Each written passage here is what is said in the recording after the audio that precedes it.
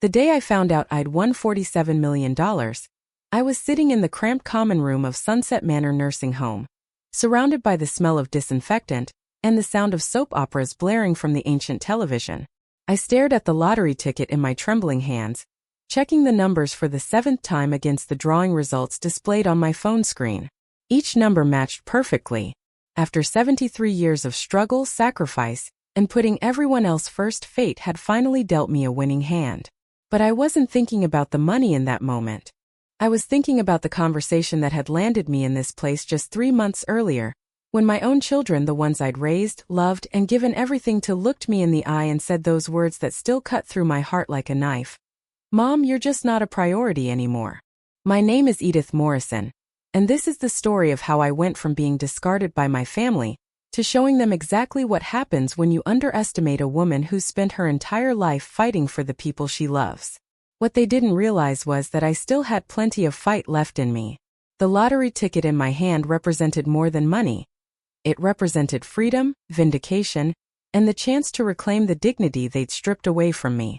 As I sat there in that sterile nursing home, watching other forgotten elderly residents shuffle past in their wheelchairs and walkers, I made a decision that would change everything. My family thought they could put me away and forget about me. They had no idea what was coming. Let me take you back to where this all began, because you need to understand the full picture of just how much I'd sacrificed for these people who ultimately threw me away like yesterday's newspaper. You need to understand who I was before they decided I wasn't worth their time anymore. I was 18 years old when I married Robert Morrison in 1968. He was a good man with calloused hands and big dreams of opening his own construction company. We were so young, so hopeful, so certain that love would conquer everything. Our first child, Michael, came along 2 years later, followed by Sarah in 1972, and finally little Thomas in 1975. 3 beautiful babies who became my whole world. Those early years were a struggle, but they were good years. Robert worked 16-hour days building other people's dreams while slowly saving every penny to build his own. I stayed home with the children, stretching every dollar until it screamed, making meals from whatever was on sale, sewing their clothes by hand, and creating a warm, loving home out of nothing but determination and elbow grease. When Michael turned 5, I took a part-time job at the local diner to help with expenses. I'd work the breakfast shift from 5 in the morning until noon, then race home to take care of the children while Robert worked late into the evening. On weekends, I'd clean houses for extra money, always with at least one child in tow because we couldn't afford babysitters. By 1980, Robert's construction business was finally starting to take off. We bought our first real home, a modest 3-bedroom ranch on Maple Street that felt like a palace compared to the cramped apartment we'd been renting. I remember the day we got the keys, how Robert lifted me up and spun me around in the empty living room while the children shrieked with laughter. "We did it, Edith," he whispered in my ear. "We really did it." For 15 beautiful years, that house was filled with laughter, birthday parties, homework sessions at the kitchen table, and family dinners where everyone was required to be present. I made sure of that. Family dinner was sacred in the Morrison household. No matter how busy everyone got, we sat down together every single evening at 6 o'clock sharp. I attended every single one of their school events, every soccer game, every school play, every parent-teacher conference. When Michael broke his arm playing football, I slept in the hospital chair beside his bed for 3 days straight. When Sarah got her heart broken by her first boyfriend at 16, I held her while she cried for hours and then made her favorite chocolate chip cookies at 2 in the morning. When Thomas struggled with math, I worked with him every night for months until he finally understood algebra. I gave them everything I had, and I never once complained. When Robert's business hit a rough patch in the late 80s and money got tight again, I went back to work full-time without a word of protest. I took a job at the department store downtown, standing on my feet for 8 hours a day, dealing with difficult customers and demanding managers. Also, my children could have the things their friends had. When Michael wanted to play baseball, I found the money for equipment and league fees. When Sarah wanted piano lessons, I worked extra hours to pay for them. When Thomas decided he wanted to go to computer camp one summer, I picked up weekend shifts for 2 months to make it happen. The sacrifices weren't always financial. I gave up my own dreams, my own interests, my own social life. I turned down invitations from friends because family came first. I stopped buying myself new clothes so there would be more money for the children's needs. I drove the same beat-up station wagon for 12 years because every extra dollar went toward their future. But I was happy to do it. That's what mothers do, isn't it? We sacrifice for our children because we love them unconditionally, and we want them to have better lives than we had. I believed with all my heart that someday, when they were grown and successful, they'd understand what I'd given up for them. I believed they'd appreciate the foundation of love and security I'd worked so hard to provide. In 1995, our world shattered. Robert suffered a massive heart attack while working on a job site. He was only 47 years old. One moment he was hanging drywall joking with his crew, and the next moment he was gone. Just like that, the love of my life, my partner, my best friend was taken away from me. The business died with him. Without Robert's expertise in relationships, the contracts dried up almost immediately. I found myself widowed at 45 with 3 teenagers to raise, a mortgage to pay, and suddenly no steady income from Robert's company. His life insurance covered the funeral and some of the immediate expenses, but it wasn't nearly enough to maintain our lifestyle. That's when I truly learned what sacrifice meant. I took 2 jobs immediately, days at the department store and evenings cleaning office buildings. I'd get up at 5:30 every morning, get the kids ready for school, work all day on my feet dealing with customers, come home just long enough to make dinner and help with homework, then head out to clean offices until midnight. I slept 4 or 5 hours a night if I was lucky. The house on Maple Street, our dream house, the place where we'd been so happy, became a financial burden I could barely manage. But I refused to uproot my children from their home, their schools, their friends. They'd already lost their father.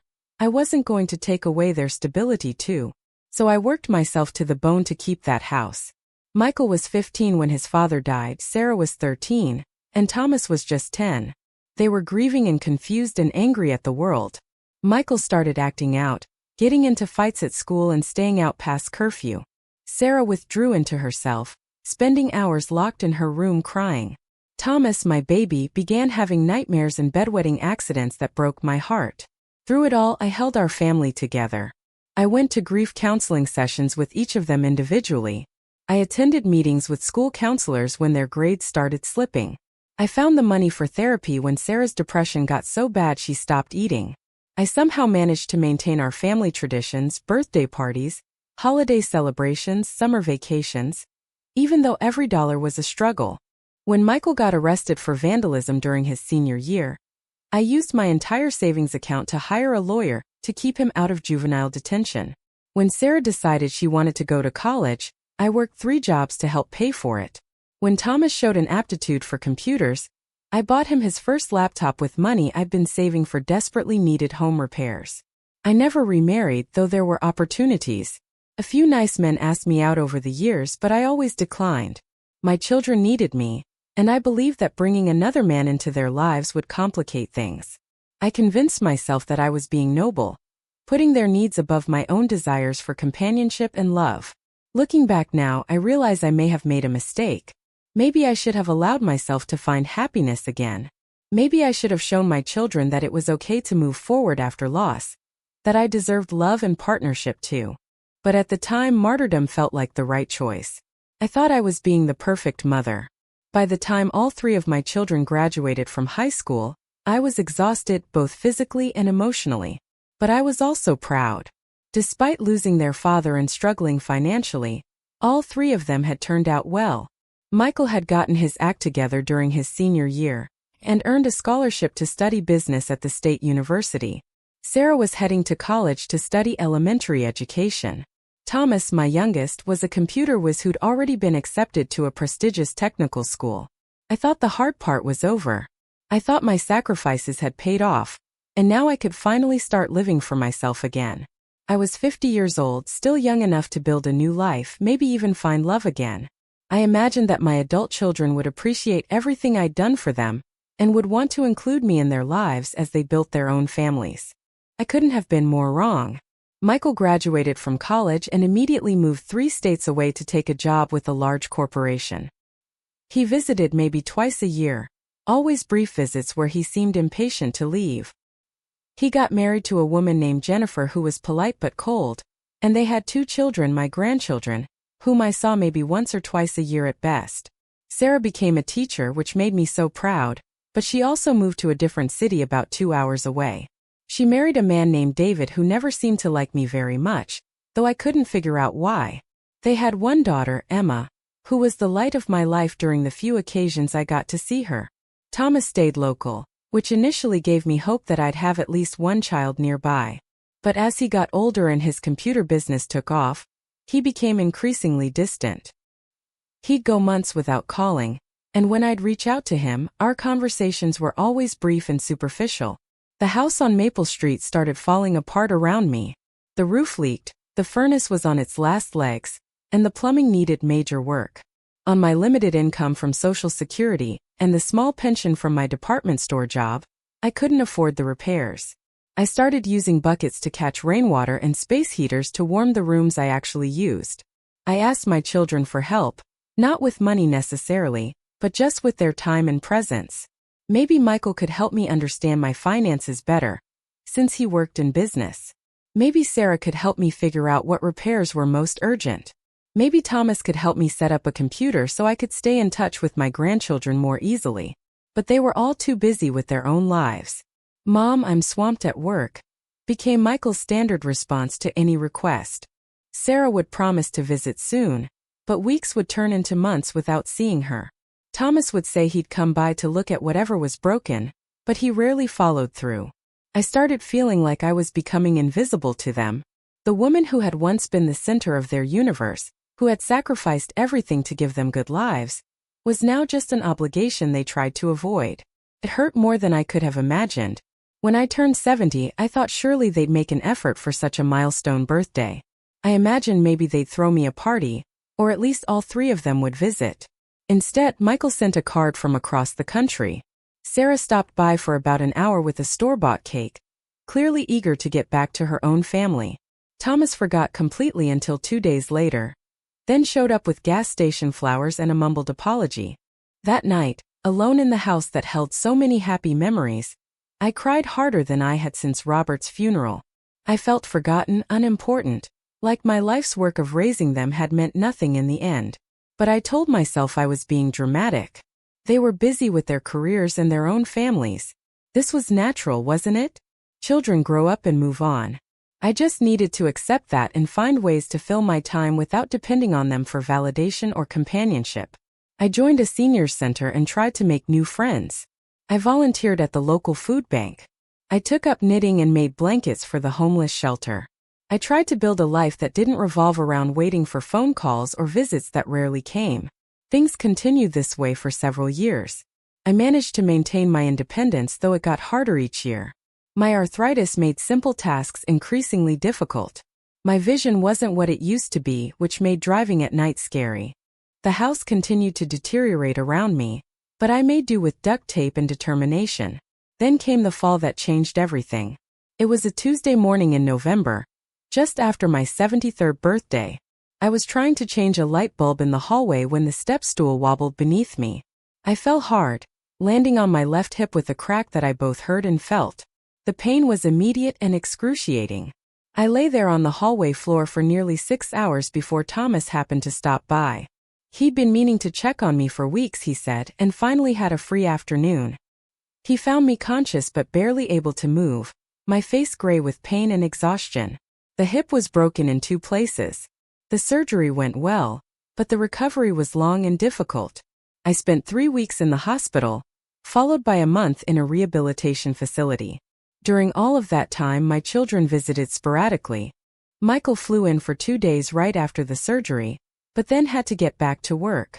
Sarah came by a few times, but always seemed distracted and eager to leave.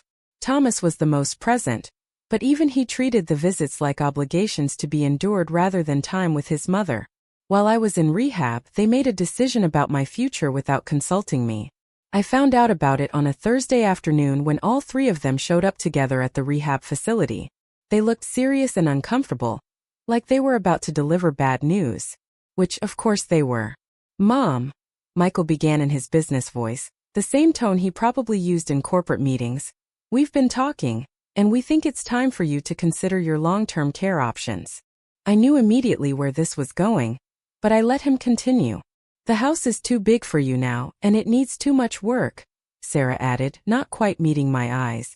You can't manage those stairs anymore, and living alone isn't safe. We found a really nice assisted living facility, Thomas chimed in, pulling out a brochure like he was selling me a vacation package. Sunset Manor has great reviews, and it's close enough that we can visit regularly. The word regularly almost made me laugh, given how rarely they visited when I was living in my own home just a few miles away. I'm not ready for a nursing home, I said firmly. I can hire someone to help with the house, maybe get a live-in companion. I'm not an invalid.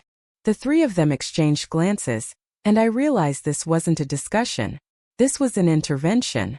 Mom, Michael said in that patronizing tone that made my blood pressure rise. You're 73 years old and you just broke your hip. What happens next time you fall and Thomas doesn't happen to stop by? You could die alone in that house. The physical therapist says I'm recovering well, I protested. Give me a chance to prove I can manage at home. It's not just about managing, Sarah said, finally looking at me directly. It's about quality of life. At Sunset Manor, you'll have social activities, regular meals, medical care on site. You'll have friends. Friends. As if the friends I'd made over decades in my neighborhood didn't matter. As if the life I'd built for myself could be easily replaced by organized bingo games and cafeteria meals. What about my house? I asked, though I suspected I already knew the answer. Another exchange of glances. We think it's best to sell it, Michael said. The proceeds will help pay for your care, and honestly, none of us can take on the responsibility of maintaining it. The responsibility.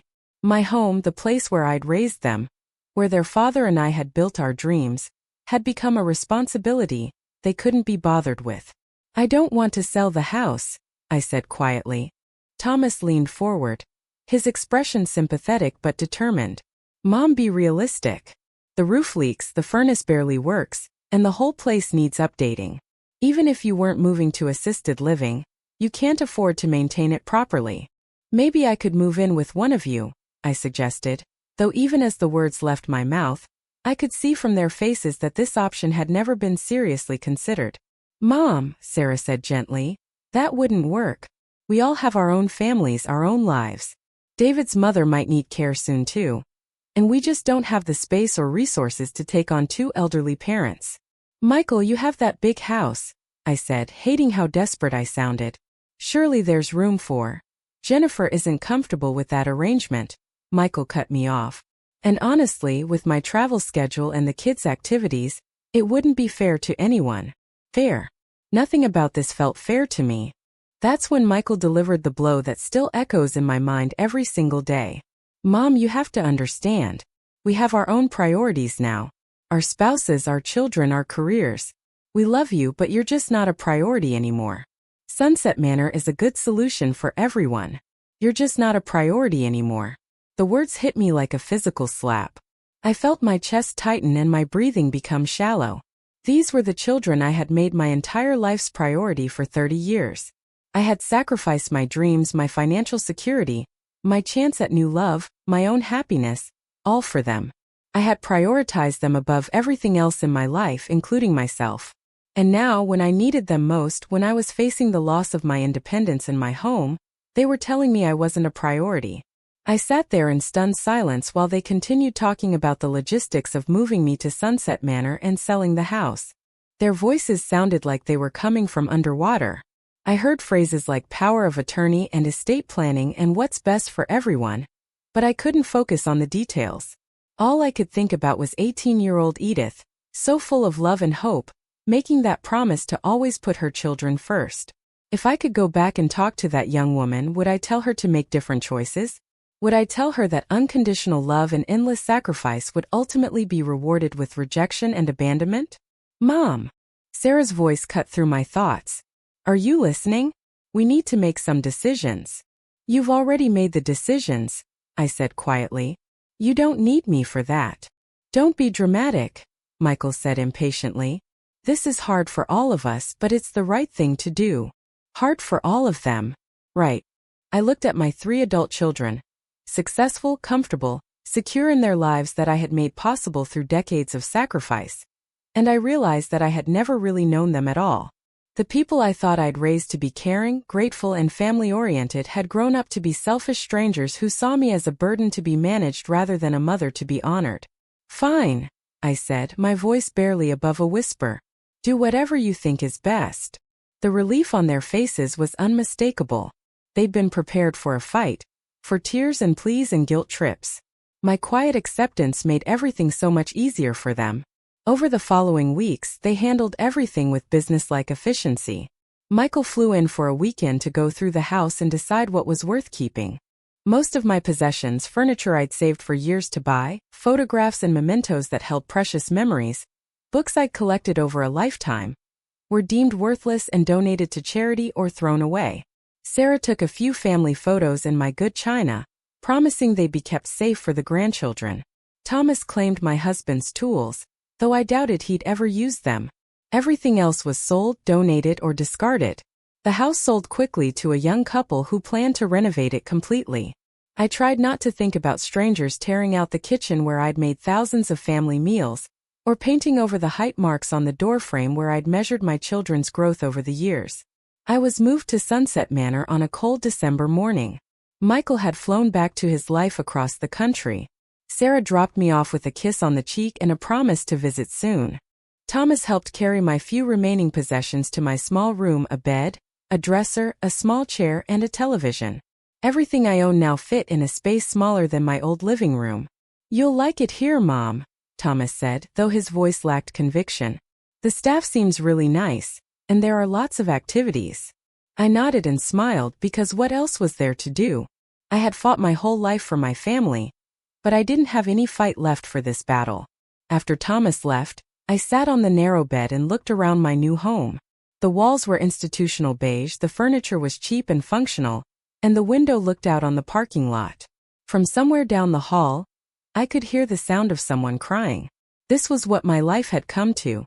After 73 years of hard work, sacrifice, and devotion to others, I was alone in a room that smelled like disinfectant, surrounded by strangers, forgotten by the people I'd loved most in the world.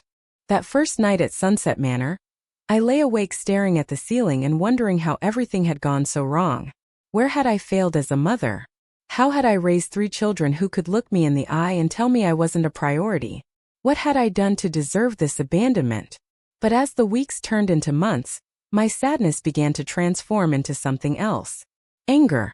Not the explosive kind, but the slow-burning, deep-seated anger of someone who's finally realized they've been taken for granted their entire life.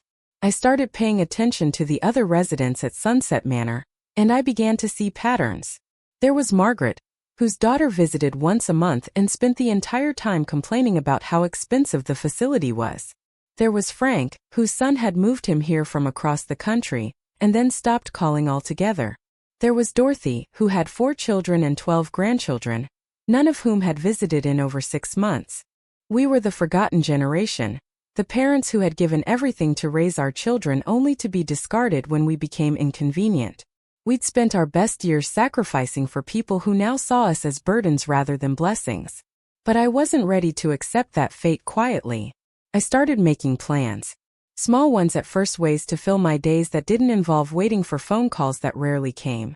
I joined the facilities book club, started attending the exercise classes, and even signed up for the weekly shopping trips to the local grocery store. I was determined to create a life for myself that didn't revolve around my ungrateful children. It was during one of those shopping trips, 3 months after moving to Sunset Manor, that I decided to buy a lottery ticket.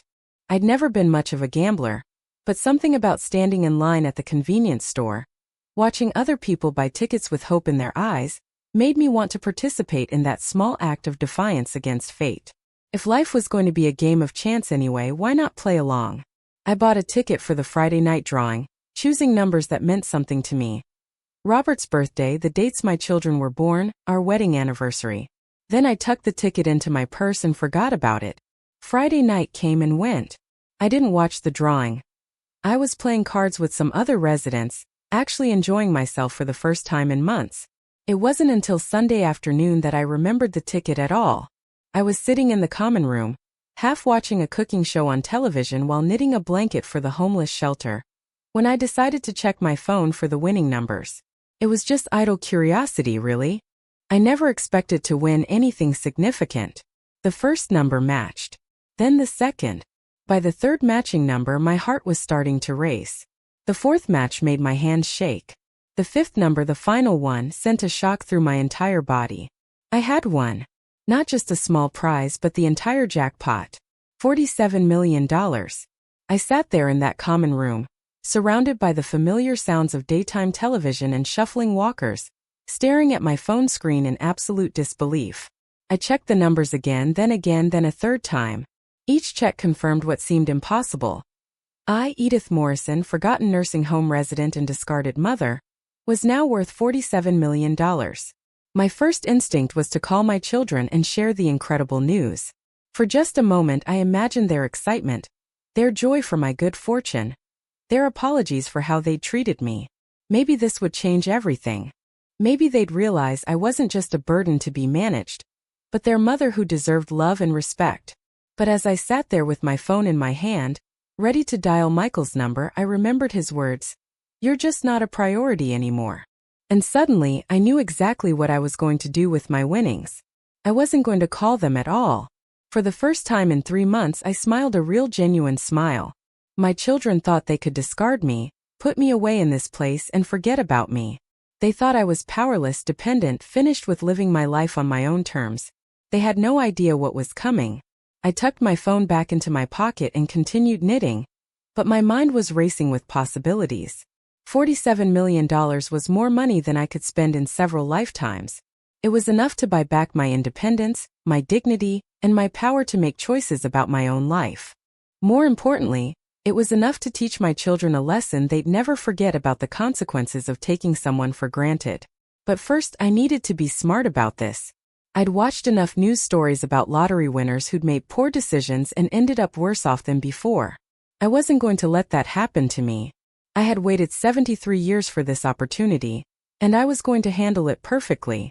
I spent the next week researching everything I could about lottery winnings, taxes, financial planning, and legal considerations. The facility had a small computer room where residents could use the internet, and I became a regular there, spending hours learning about investment strategies and estate planning. I also started paying attention to my children's phone patterns.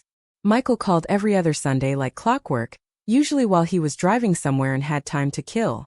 The conversations were brief and superficial, focused mainly on my health and whether I needed anything from the facilities store. Sarah called slightly more often, maybe once a week, but our conversations were similarly shallow. Thomas was the most unpredictable, sometimes calling twice in 1 week, then going 3 weeks without contact. None of them visited. In 3 months, I'd had exactly 0 visits from any of my children. Sarah had promised several times to come see me, but something always came up. Michael was too far away, of course. And Thomas, who lived just 20 minutes away, was always too busy with work or his social life. But they were about to become very interested in visiting their dear old mother. After a week of research and planning, I made my first move. I contacted a lawyer. Not just any lawyer, but one of the most expensive and prestigious attorneys in the city. I explained my situation carefully. I was a lottery winner who wanted to claim my prize quietly and set up a comprehensive estate plan before anyone in my family learned about my good fortune. The lawyer, a sharp woman named Patricia Wells, understood immediately. "You want to maintain control of the narrative," she said during our first meeting, which took place in her downtown office after I'd taken a taxi from the nursing home. Smart approach. Once family members know about sudden wealth, their behavior often changes dramatically. "Their behavior has already changed," I said. "Now I want to change mine." Patricia smiled. "I like you already, Mrs. Morrison. Let's talk about your goals." My goals were simple, but they required careful planning. First, I wanted to claim my winnings and set up a trust structure that would protect my assets while giving me complete control over how they were used. Second, I wanted to purchase a beautiful home where I could live independently and comfortably. Third, I wanted to establish charitable foundations that would allow me to help other elderly people who'd been abandoned by their families. And fourth, I wanted to make sure my children understood exactly what they'd lost through their callous treatment of me. Estate planning can be a powerful tool, Patricia explained. We can structure things so that you maintain complete control during your lifetime, while also making your wishes for after your death very clear. I want them to know that their inheritance depends entirely on how they treat me going forward, I said.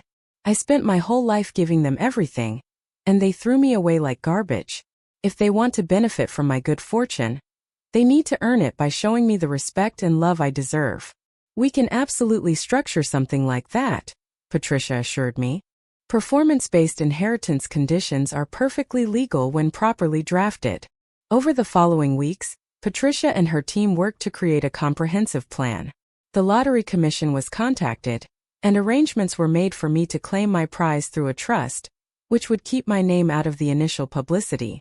The after-tax winnings would be just over $27 million.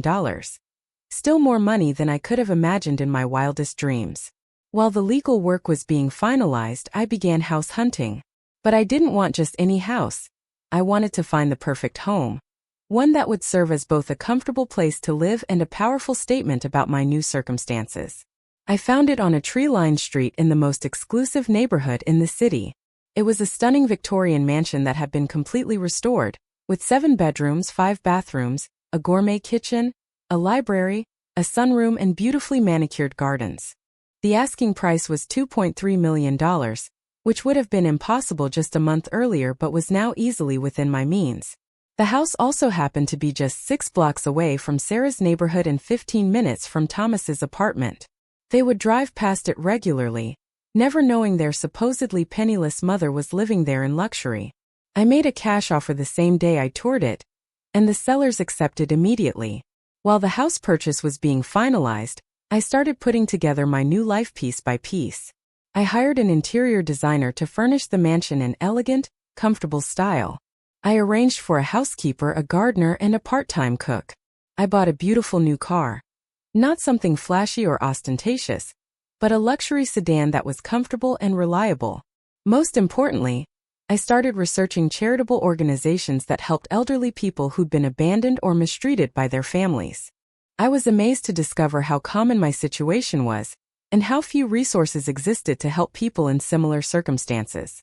I decided to establish the Morrison Foundation for Elder Dignity, with an initial funding of $10 million. The foundation would provide grants to help elderly people maintain their independence, fund legal assistance for those being taken advantage of by family members, and create support networks for seniors who've been cut off from their families.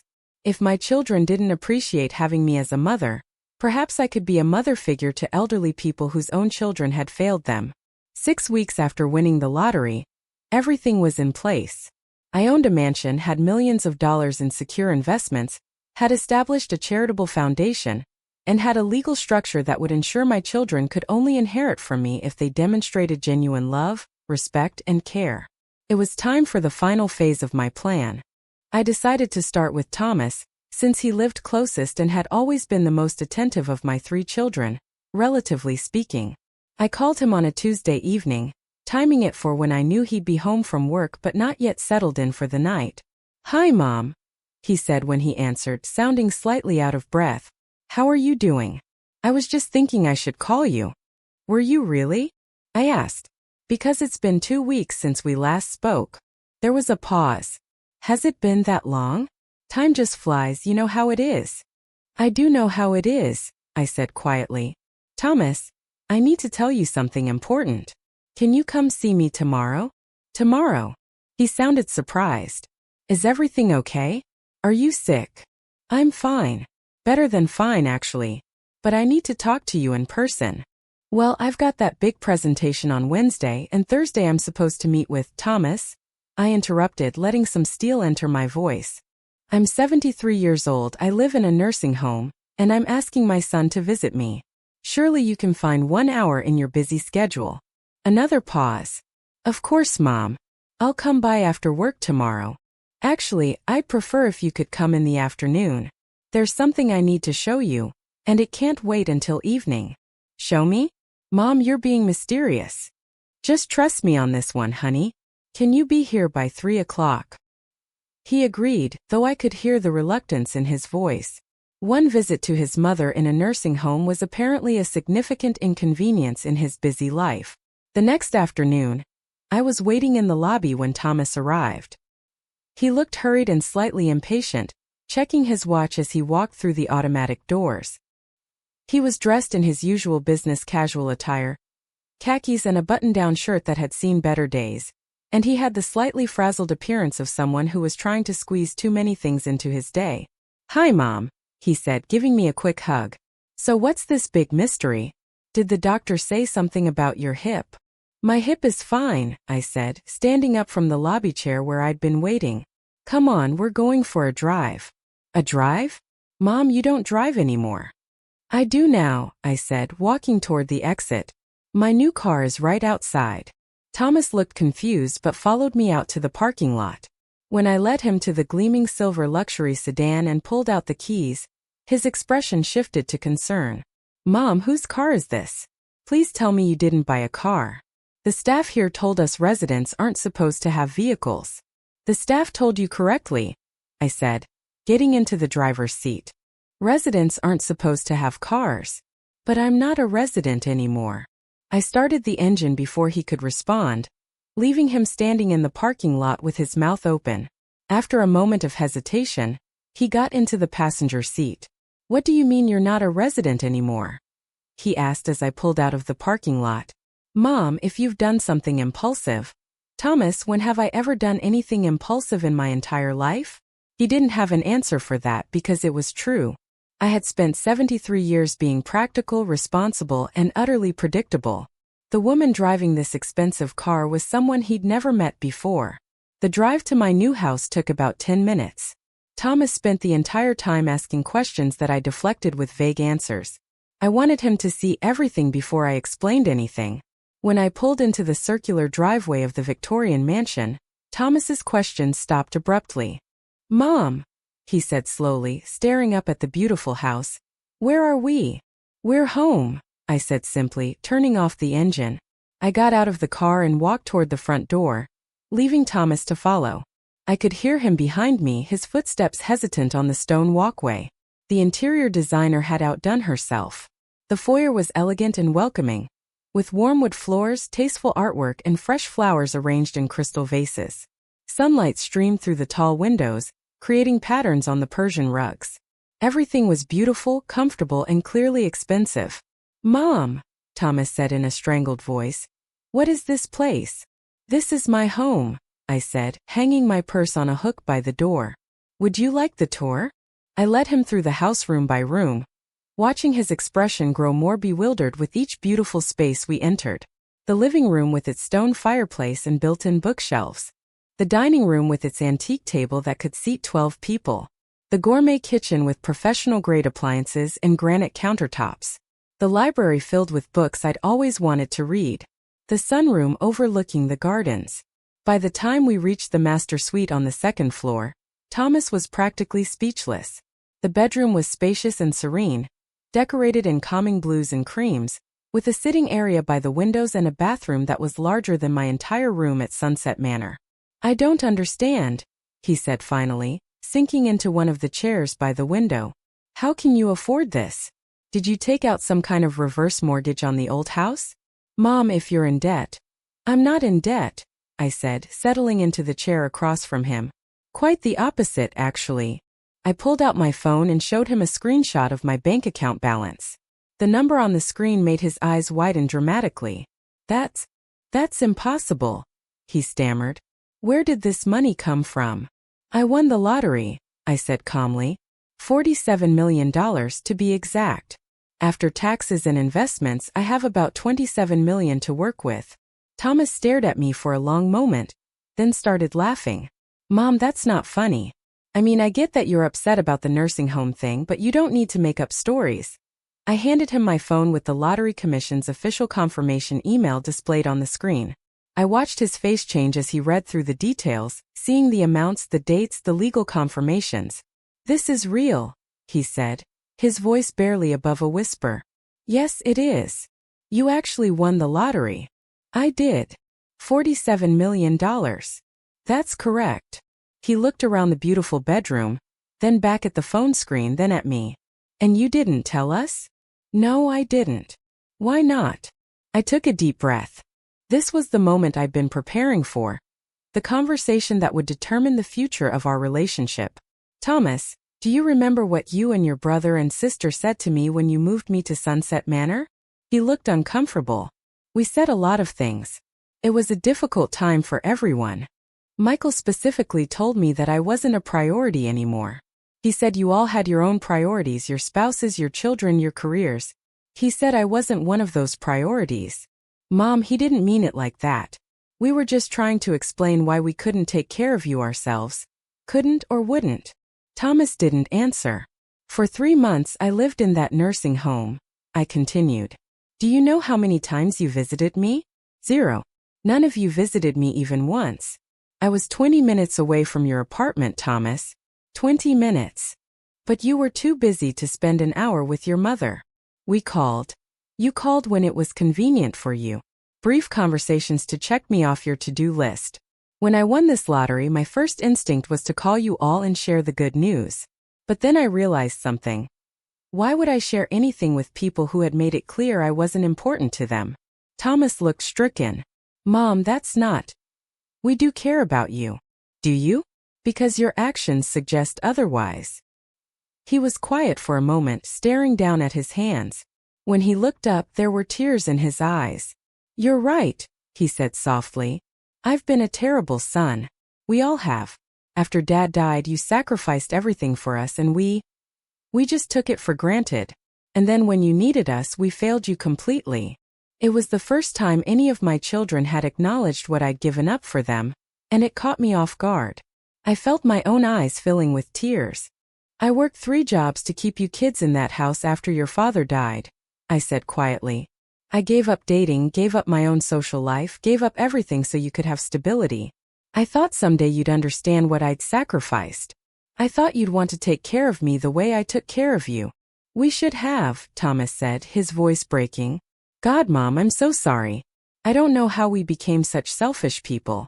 I don't know how we convinced ourselves that putting you in that place was the right thing to do. You convinced yourselves because it was easier than dealing with the inconvenience of having an elderly mother who needed care and attention. He winced at the harshness of my words, but he didn't deny them. What can I do? He asked. How can I make this right? I don't know if you can, I said honestly. Thomas, I spent my whole life putting you children first. I made you my priority every single day for 30 years. And the moment I needed you to prioritize me, you couldn't be bothered. But I want to try, he said urgently.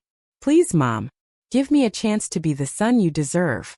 I looked at my youngest child, seeing both the little boy who used to climb into my lap when he had nightmares and the man who had abandoned me when I needed him most. Could people really change? Could relationships be rebuilt after such fundamental damage? There are going to be conditions, I said finally. Anything. I've restructured my will and estate planning. My children will only inherit from me if they demonstrate genuine care and respect for me during my remaining years. Not just phone calls and holiday visits, but real relationship, real effort, real love. That's fair, he said immediately. Is it? Because a few hours ago, you were reluctant to visit me for one afternoon. Now that you know I'm worth millions of dollars, you're suddenly willing to do anything to repair our relationship. Thomas flushed red. I know how that looks.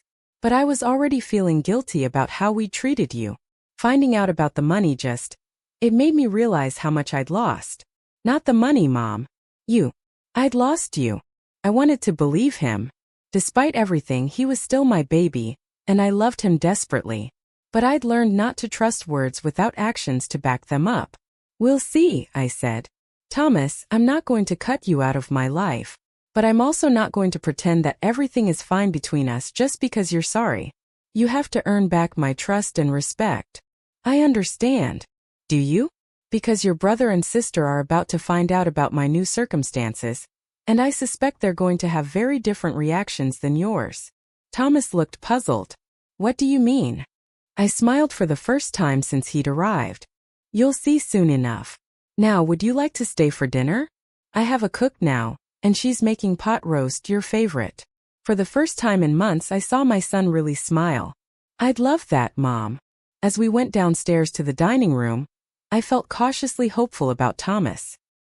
His reaction had seemed genuine, his remorse real. But he was also the youngest of my children and had always been the most emotional. Michael and Sarah, I suspected, were going to present much bigger challenges. I was about to find out just how right I was. The next morning I called Sarah. She answered on the third ring, sounding distracted as usual. Hi, Mom. I can't talk long.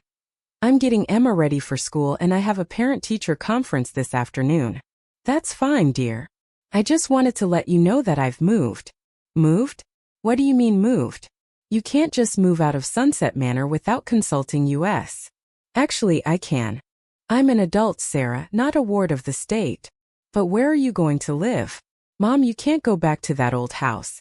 We sold it, remember? I remember. I'm not going back to the old house. Then where? She sounded impatient now, like I was disrupting her carefully planned day with unnecessary drama. I bought a new house. I'd like you to come see it. You bought a house? Mom, that's impossible. You can't afford a house on your Social Security.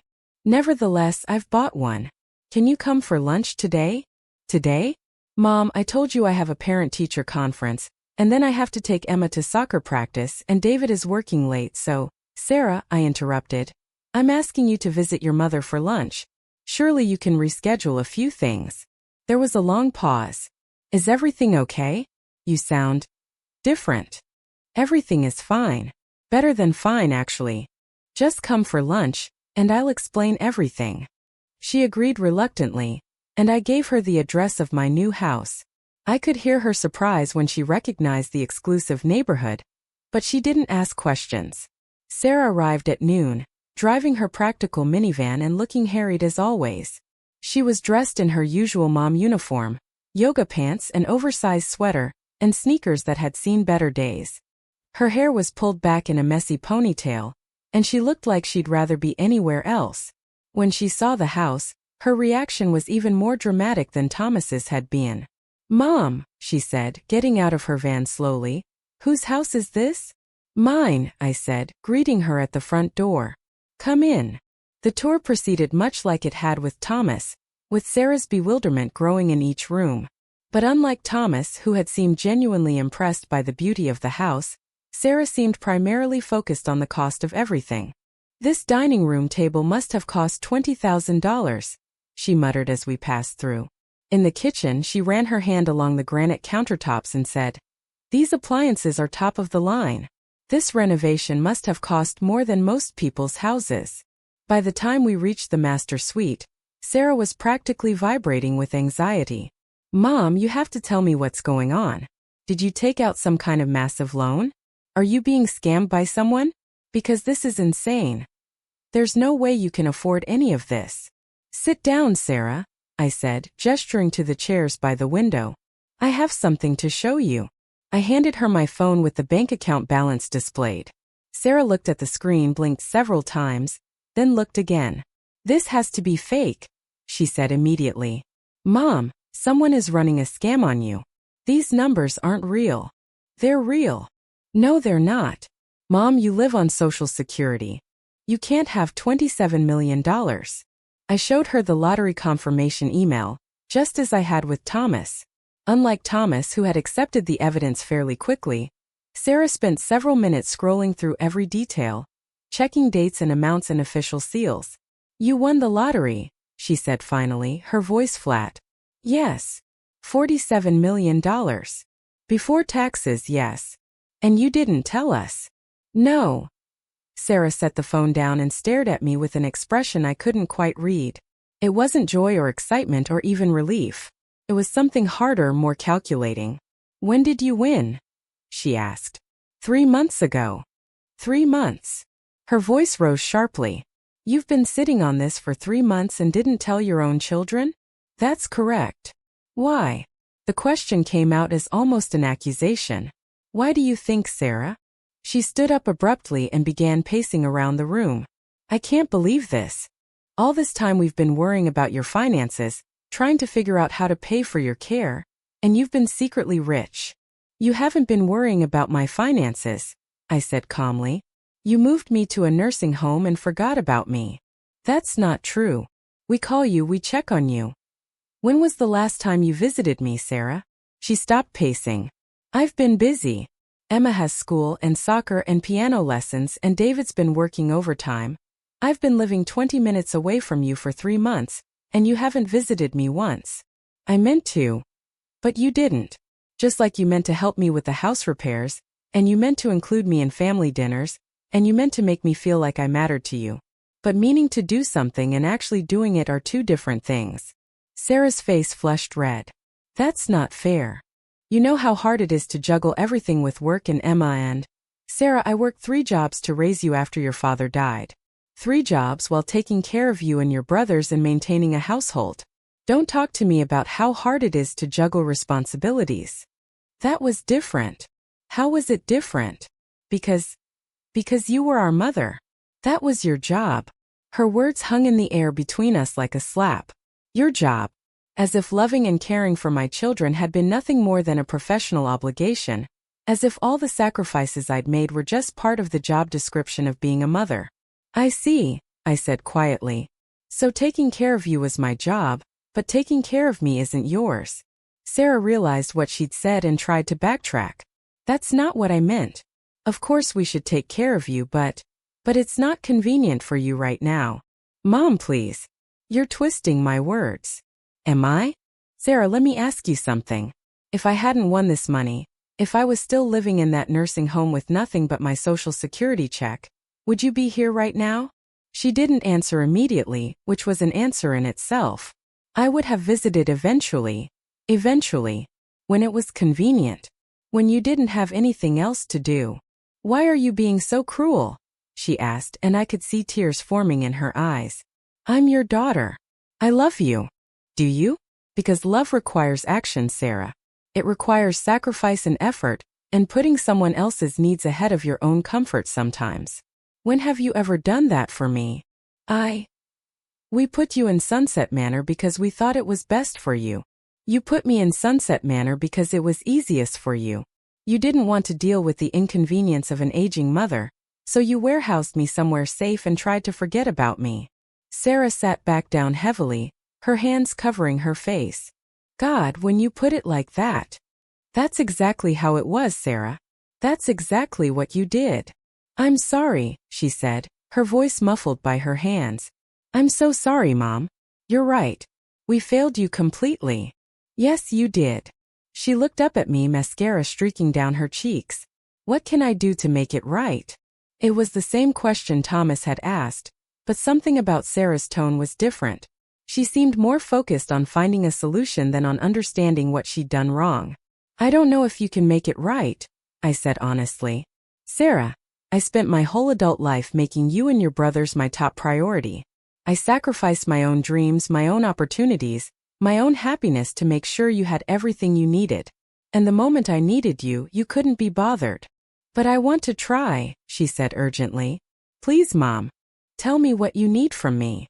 What I need is to know that you love and value me for who I am. Not for what I can give you.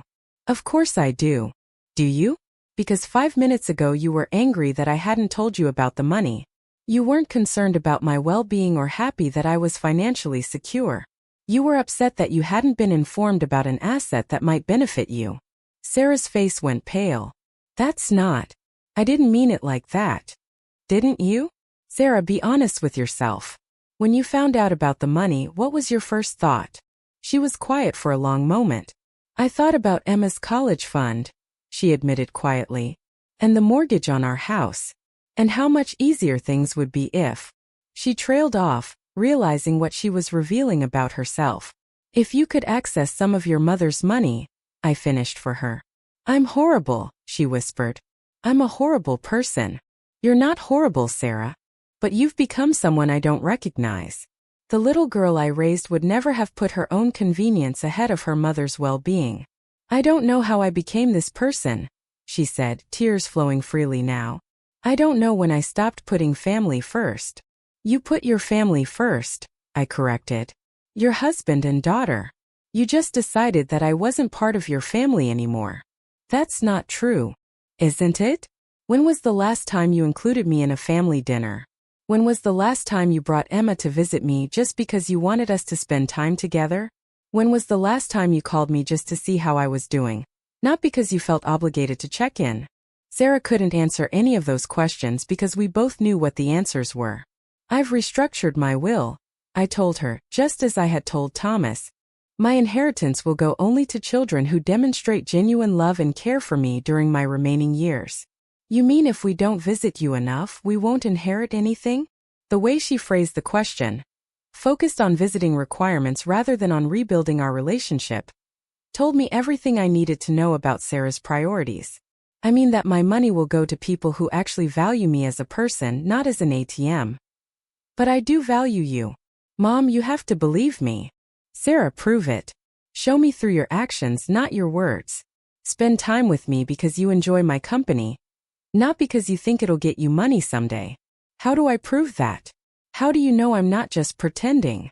I guess I'll have to trust my judgment about people. After all, I raised you. I should be able to tell the difference between genuine care and manipulation. Sarah looked stricken. You really think I'm capable of manipulating you for money? I think you're capable of convincing yourself that you're being caring when you're actually being calculating.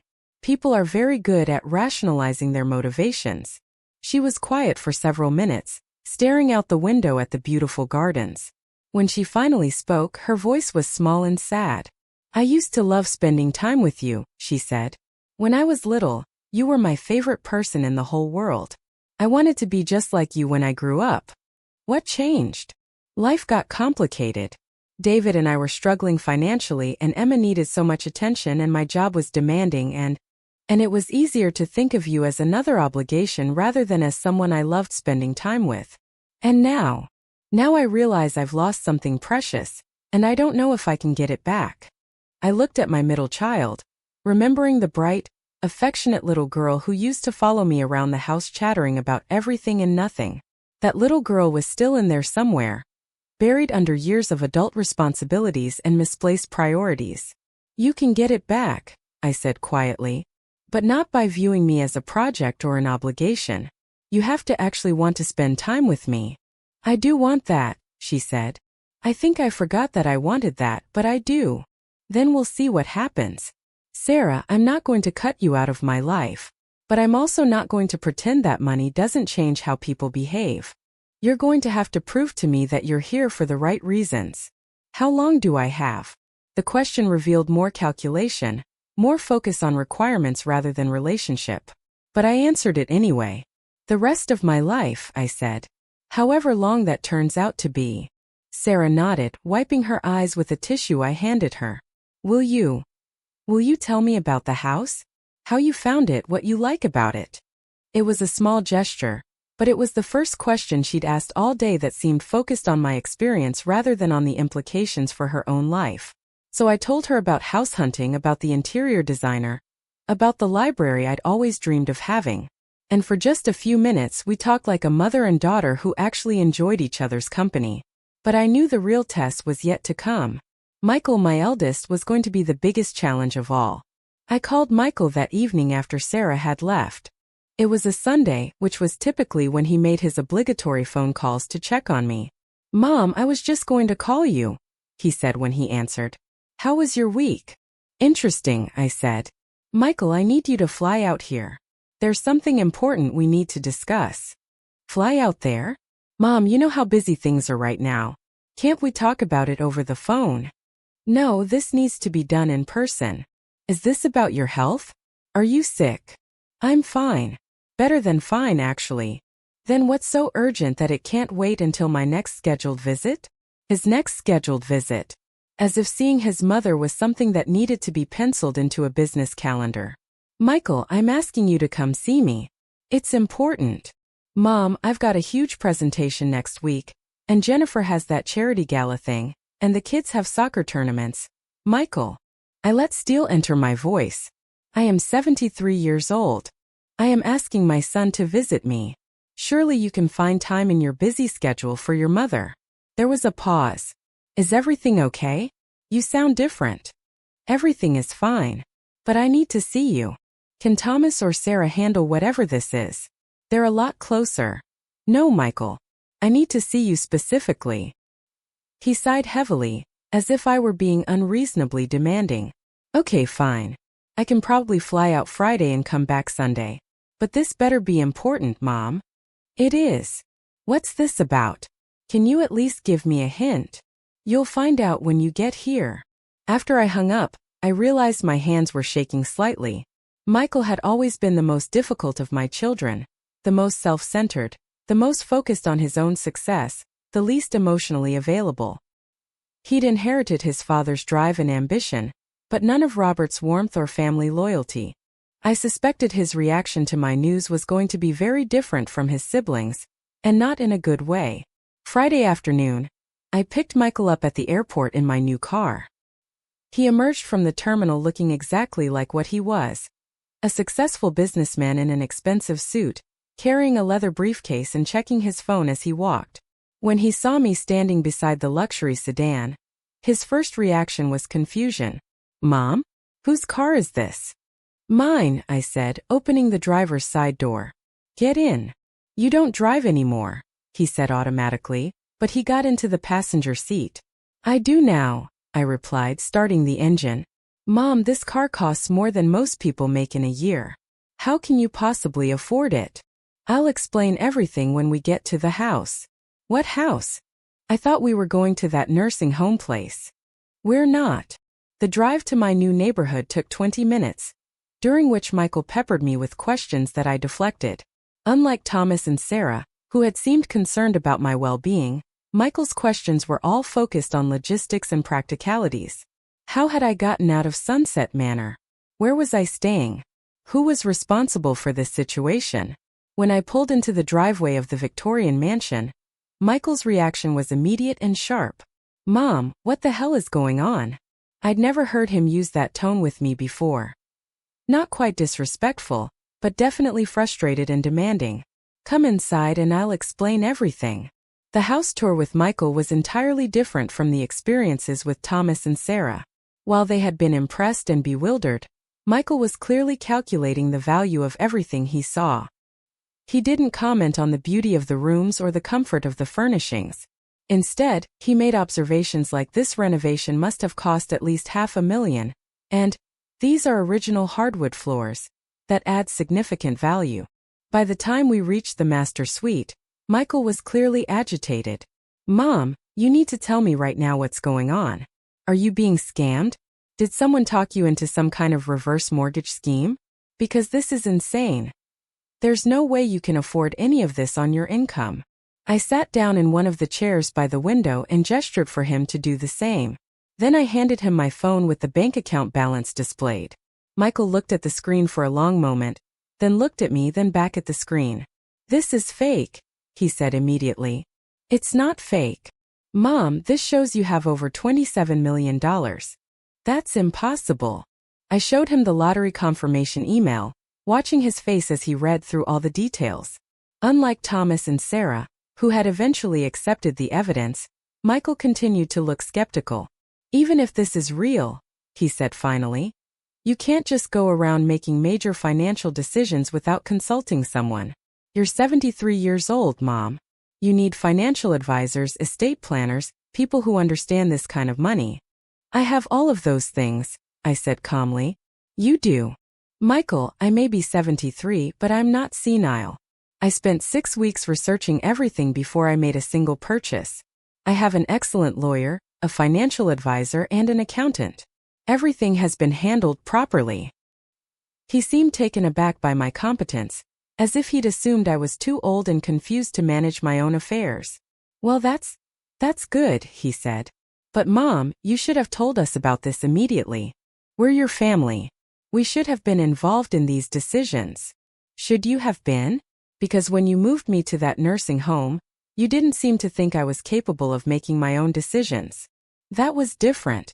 You just broken your hip, and you were living alone in that falling down house. I was living in the house where I raised you, the house your father and I bought together, the house that held 30 years of our family's history. It was falling apart, Mom. You couldn't maintain it properly. Because you wouldn't help me maintain it. I asked all three of you for help with repairs, with finances, with just basic companionship, and you were all too busy with your own lives. Michael shifted uncomfortably. We had our own responsibilities. Yes, Michael, I remember. You told me very clearly that I wasn't a priority anymore. I didn't mean it like that. How did you mean it? I meant that we had to prioritize our immediate families, our spouses and children. That's normal, Mom. That's what adults do. Is it? Because when you were children, you were my immediate family. I prioritized all three of you above everything else in my life, including my own happiness. That's what parents are supposed to do. But it's not what adult children are supposed to do for their aging parents. Michael looked frustrated. It's not the same thing, Mom. Parents choose to have children. Children don't choose to have aging parents. His words hit me like ice water. Children don't choose to have aging parents. As if my existence was some kind of burden that had been unfairly imposed on him. I see, I said quietly. So caring for me is an obligation you didn't ask for. That's not what I said. That's exactly what you said, Michael. Look, Mom. I'm glad you won the lottery. Really, I am. It solves a lot of problems for everyone. You can afford good care, nice housing, whatever you need. We don't have to worry about your finances anymore. We? Michael, when did you ever worry about my finances? Of course I worried. Do you think it was easy for us to move you to that nursing home? Do you think we wanted to sell the house? Yes, actually I do think it was easy for you. Because if it had been difficult, you would have found other solutions. Michael stood up and began pacing around the room, just as Sarah had done. But while Sarah had seemed upset and guilty, Michael seemed primarily irritated. I don't understand what you want from me, Mom. You're obviously doing fine. You've got this beautiful house, plenty of money, everything you could possibly need. What more do you want? I want to matter to my son. I want to feel like you love me, not like you're just managing me. Of course I love you. Do you? When was the last time you called me just to see how I was doing? When was the last time you visited me just because you wanted to spend time with me? When was the last time you made me feel like I was important to you? Michael stopped pacing and stared at me. Mom, I'm a busy man. I have a demanding job, a wife, 2 kids, a mortgage, responsibilities. I had all of those things too, Michael. Plus I was working 2 jobs after your father died. But I still made time for the people who mattered to me. That was your choice. Yes, it was. And this is yours. We stared at each other across the beautiful room. And I realized that Michael and I were fundamentally different people with completely incompatible views of family obligation. He saw relationships as transactions you invest time and effort when there's a clear benefit to yourself. I saw them as bonds that required nurturing regardless of convenience or immediate reward. Mom, he said finally, I think you're being unfair. We put you in Sunset Manor because we thought it was the best option for your safety and health. We call regularly to check on you. We include you in major family decisions. We're good sons and daughter. Are you? Michael, in 3 months of living in that nursing home, how many times did you visit me? I live across the country. How many times? I can't just drop everything and fly across the country every time. How many times, Michael? None, okay? I didn't visit you. But I called every week. You called every other week for about 10 minutes, usually while you were driving somewhere else. I'm busy, Mom. I'm trying to provide for my family, advance my career, be a good husband and father, but not a good son. The words hung between us like a challenge. Michael's face flushed red, and I could see anger building in his expression. You know what, Mom? Fine. I'm a terrible son. I didn't visit you enough, I didn't call enough, I didn't make you feel special enough. I'm sorry, but I'm here now, aren't I? I dropped everything and flew out here when you asked me to. You flew out here because you were curious about why I sounded different on the phone. If I told you I just wanted to spend time with you, would you have come? He didn't answer, which was an answer in itself. Michael, I've restructured my will and estate planning. His attention sharpened immediately. What do you mean? I mean that my inheritance will only go to children who demonstrate genuine love and care for me during my remaining years. You mean if we don't visit you enough, we don't get any money? It was almost exactly the same question Sarah had asked, phrased in almost exactly the same way. Both of my older children had immediately focused on the transactional aspect rather than on the relationship aspect. I mean that my money will go to people who actually value me as a person. This is emotional blackmail, Michael said bluntly. Is it? Or is it finally setting appropriate boundaries? You're using money to manipulate us into spending time with you. Michael, if you only spend time with me because of money, then you've proven that I was right to structure things this way. That's not fair. You can't suddenly change the rules in the middle of the game. What game, Michael? The game where you ignore me until I die and then inherit my possessions? I didn't realize we were playing a game. You know what I mean. No, I don't. Explain to me what rules I've changed. Michael sat back down, running his hands through his hair in frustration. Look, Mom, I know we haven't been perfect children, but we're adults with our own lives, our own families, our own problems. You can't expect us to drop everything and revolve our lives around you. I don't expect you to revolve your lives around me. I expect you to include me in your lives in some meaningful way. We do include you. How? By calling me twice a month for brief conversations? By visiting me never? By making major decisions about my life without consulting me? We consulted you about Sunset Manor. You informed me about Sunset Manor. There's a difference. Michael was quiet for a moment, clearly trying to find a different approach. Mom, look at this from our perspective. We were worried about you living alone in that old house. You'd already fallen once, and the place was falling apart around you. We found what we thought was a nice facility where you'd be safe and have social activities and medical care available. We thought we were doing the right thing. Did you ask me what I wanted? You would have said you wanted to stay in the house. Yes, I would have, because it was my house and it was my decision to make. But it wasn't a realistic option. Says who? You? Michael, did you ever consider helping me make it a realistic option? Did you ever think about pooling your resources to help me hire home care? Or make necessary repairs? Or modify the house to be safer for an aging person? That would have been expensive. More expensive than Sunset Manor? More expensive than selling the house at below market value because it needed work. Michael didn't have an answer for that. The truth is, I continued, helping me stay in my own home would have required time, effort, and attention from all three of you. It would have meant staying involved in my life, checking on me regularly, coordinating care. It was easier to just move me somewhere that other people would be responsible for me. Maybe you're right, he said quietly. Maybe we took the easy way out. It was the first acknowledgement he'd made that their decision might have been wrong, and it surprised me. Michael, I don't need you to revolve your life around me, but I do need to feel like I matter to you. Not as a problem to be solved or a responsibility to be managed, but as a person you actually care about. I do care about you. Then show me. Not because of money, not because you think you have to, but because you want to.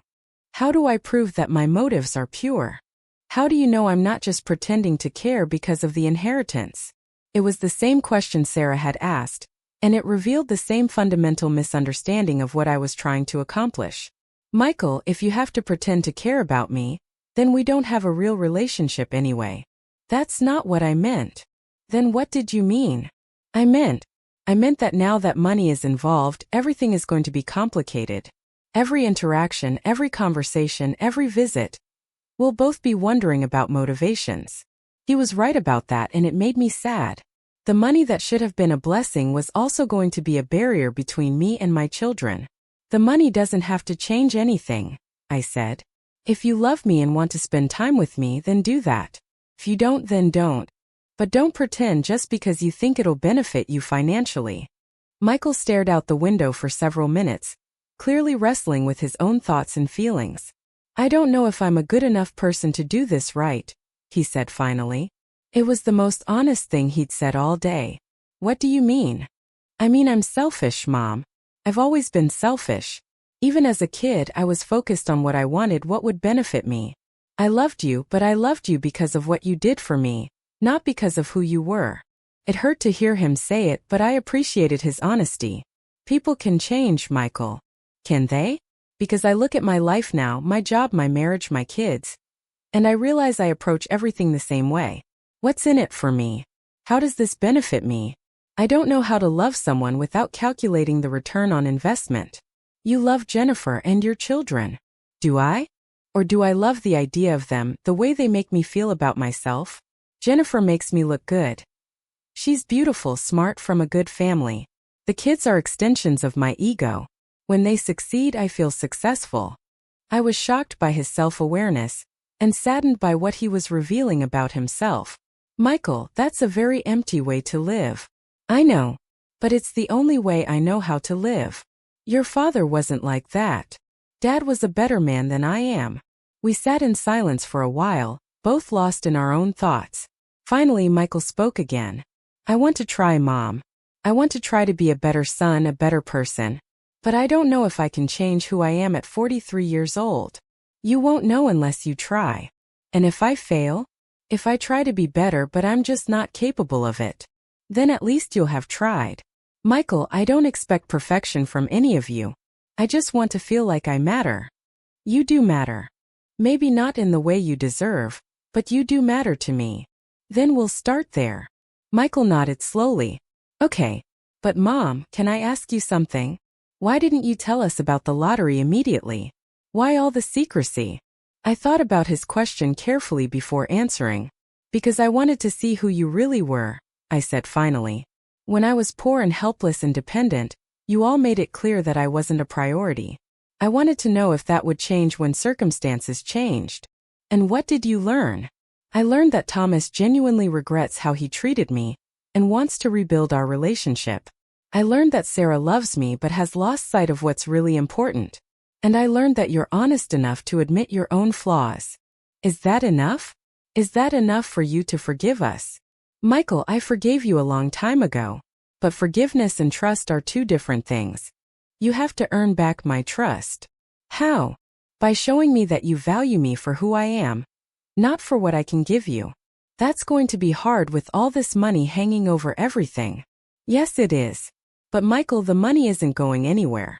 I'm not going to die tomorrow just to resolve the inheritance question. You have time to figure out how you really feel about me. Michael smiled for the first time since he'd arrived. You know, Mom, I think this is the most honest conversation we've ever had. Maybe that's a good place to start building a better relationship. Maybe it is. That night, Michael stayed for dinner, and for the first time in years, we talked like two adults who were genuinely interested in each other's lives. He told me about his work, his marriage, his concerns about his children's futures. I told him about my plans for the Morrison Foundation, my reading list for the new library, my thoughts about how to spend my remaining years. It wasn't perfect. There was still an undercurrent of awkwardness and calculation. But it was a beginning. Over the following weeks, the patterns began to shift. Thomas started visiting regularly, not just dropping by but actually planning activities we could do together. We went to museums, tried new restaurants, attended concerts. Slowly, I began to see glimpses of the affectionate boy he'd been before life made him too busy for his mother. Sarah's efforts were more sporadic and clearly more difficult for her. She would visit with Emma, my granddaughter, and we'd have lovely afternoons together. But I could tell she was struggling to balance her genuine desire to rebuild our relationship with her awareness of the financial implications. Sometimes our conversations felt natural and loving. Other times they felt forced and performative. Michael was the most complicated case. He visited twice more over the next 2 months, and each time our conversations became more honest and more difficult. He was wrestling with fundamental questions about who he was and what kind of person he wanted to be. Sometimes I thought he was making real progress. Other times I worried that he was simply becoming a better manipulator. But regardless of their motivations, all 3 of my children were now present in my life in ways they hadn't been for years. I was no longer the forgotten woman in the nursing home. I was their mother again, for better or worse. 6 months after winning the lottery, I was sitting in my library on a quiet Tuesday morning when Patricia, my lawyer, called with an update on the Morrison Foundation's progress. We've identified 12 families in the metro area who could benefit from our Elder Dignity grants, she reported. These are all cases where elderly parents have been isolated, neglected, or taken advantage of by their own children. Tell me about them, I said, settling into my comfortable reading chair. As Patricia described each case, elderly people who'd been moved to substandard care facilities against their will, Seniors whose children had taken control of their finances without permission, parents who hadn't seen their grandchildren in years despite living in the same city. I felt a familiar anger building in my chest. Patricia, I want to do more than just provide grants, I said. I want to create a comprehensive program. Legal assistance for elderly people whose families are taking advantage of them. Support groups for seniors who've been abandoned. Maybe even a matching service to connect isolated elderly people with families who actually want to include them in their lives. That's a significant expansion of the Foundation's mission, Patricia warned. It would require substantial funding. I have substantial funding. Mrs. Morrison, are you sure you want to commit so much of your estate to this? What about your children's inheritance? I thought about Thomas's genuine remorse and gradual behavior change. I thought about Sarah's struggle to balance her own family's needs with her duty to me. I thought about Michael's painful self-awareness and his efforts to become a better person. Patricia, my children will inherit what they earn through their treatment of me. The rest will go to help other elderly people who don't have $47 million to fall back on when their families abandon them. How much are we talking about?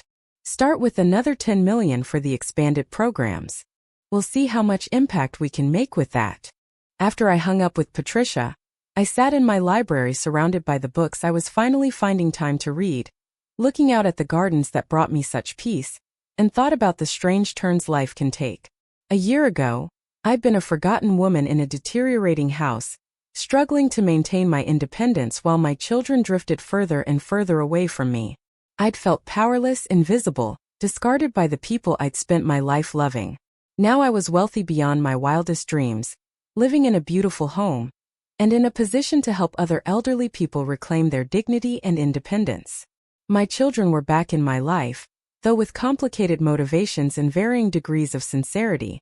The money had changed everything, but it hadn't solved everything. I was still 73 years old, still facing the reality of aging and mortality. My relationships with my children were still fragile and fraught with questions about love versus obligation. But I had something I hadn't had in years: power over my own life. I could choose how to spend my days, where to live, whom to help, and yes, whom to trust with my legacy. That afternoon, Thomas called to invite me to dinner at his apartment. Sarah sent a text asking if I wanted to attend Emma's school play that weekend. Michael emailed me an article he thought I'd find interesting, along with a note saying he'd be in town next month and hoped we could spend some real time together. Were they reaching out because they loved me, or because they wanted to secure their inheritance? Probably a combination of both, and probably different proportions for each of them. But you know what? I was okay with that. I'd spent 73 years loving people unconditionally, sacrificing everything for others without expecting anything in return. Now, for the first time in my life, I had leverage. I had the power to set terms, to require respect, to demand genuine care instead of just accepting whatever crumbs people felt like giving me.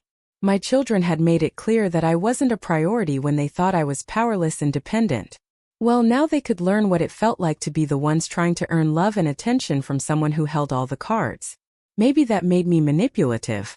Maybe it made me calculating. But after a lifetime of being taken for granted, I found I didn't much care.